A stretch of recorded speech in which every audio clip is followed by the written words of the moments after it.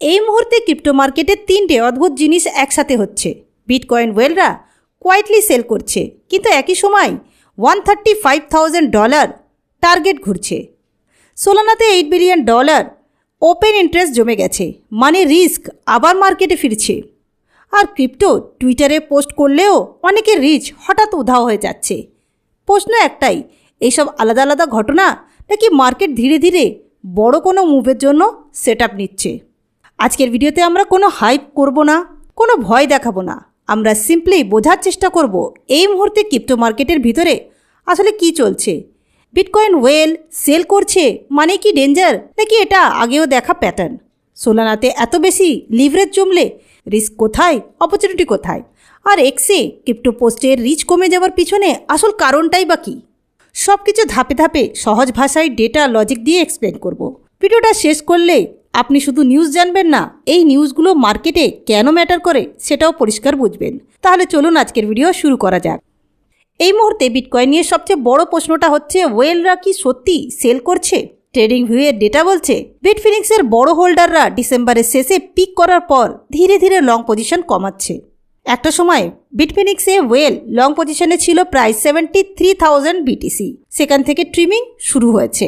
পুরো 2025 জুড়ে দেখলে ওয়েল হোল্ডিং কমেছে প্রায় 220,000 বিটিসি। এই ডেটা দেখে বোঝা যাচ্ছে যে মার্কেট দুভাগে ভাগ। একদল বলছে ওয়েল সেল মানেই ডেঞ্জার, আরেক দল বলছে না, এটা নর্মাল পজিশন আনউইন্ড। এই সব কিছুর মাঝেও বিটকয়েন প্রাইস খুব ড্রামাটিক না। প্রাইস ঘুরছে 8,000 থেকে নিয়ে $92,000 রেঞ্জের ভিতরে।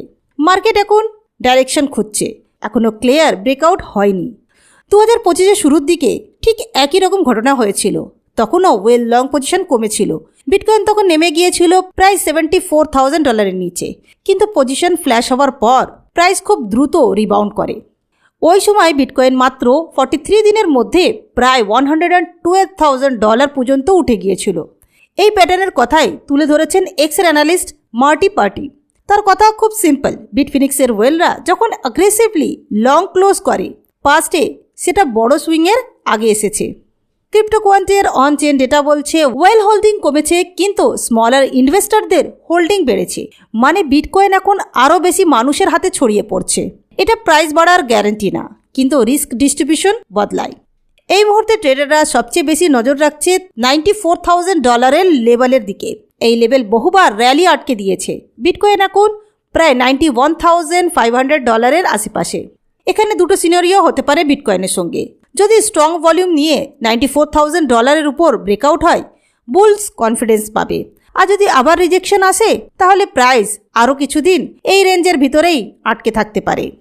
কিছু অ্যানালিস্ট পাস্ট ফ্র্যাক্টাল ব্যবহার করে $135,000 টার্গেট বলছে।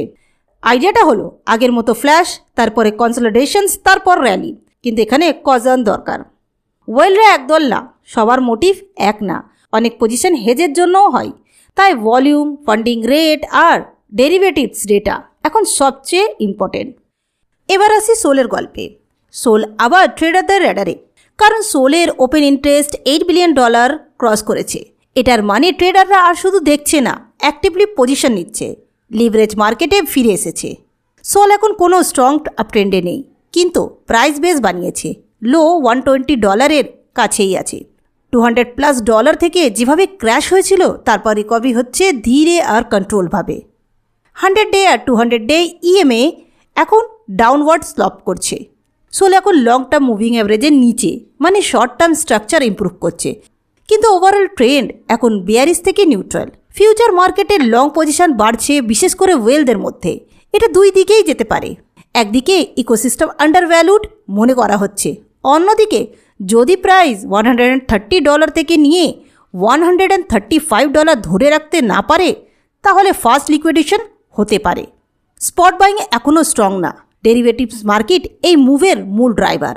তবে একটা পজিটিভ পয়েন্ট আছে, অ্যাগ্রেসিভ স্পট সেলিং দেখা যাচ্ছে না। ওপেন ইন্টারেস্ট এত বেশি হলে ভলাটিলিটি বাড়ে। উইকেন্ড বা লো লিকুইডেশন সিজনে ফেক ব্রেকআউট বা সাডেন ডাম্প খুব সহজে হতে পারে। যদি সল মিড $140 উপরে সাস্টেন করতে পারে আর ফিউচার রেট কন্ট্রোলে থাকে, তাহলে বিগার ট্রেন্ড রিভার্সাল সম্ভব।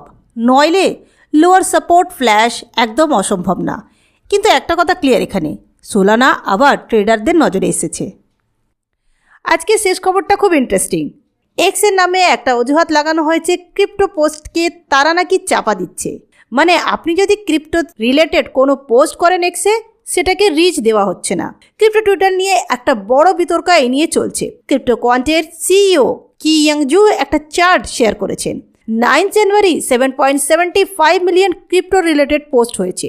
এই সংখ্যাটা এসেছে এআই জেনারেটেড বট স্প্যামের কারণে। বট অ্যাক্টিভিটি বেড়েছে 1224%। এত বেশি স্প্যাম হলে অ্যালগোরিদম পুরো ক্রিপ্টো টপিককেই স্প্যাম হিসাবে ধরে নেয়।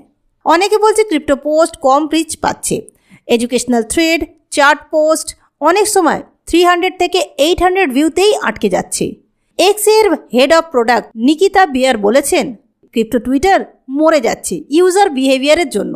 বারবার জিএম, ডাব্লিউএ, জিএমআই, এলএফজি টাইপ লো এফোর্ট পোস্ট ফিড নষ্ট করছে।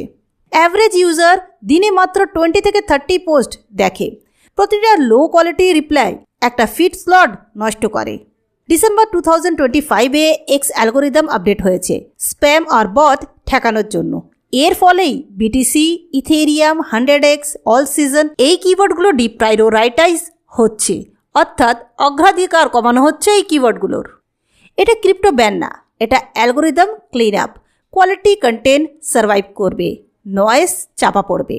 আজকের মার্কেটটা খুব ক্লিয়ারলি একটা জিনিস দেখাচ্ছে, প্রাইস এখন ডিসিশন নেয়নি, কিন্তু পজিশনিং নেওয়া শুরু হয়ে গেছে।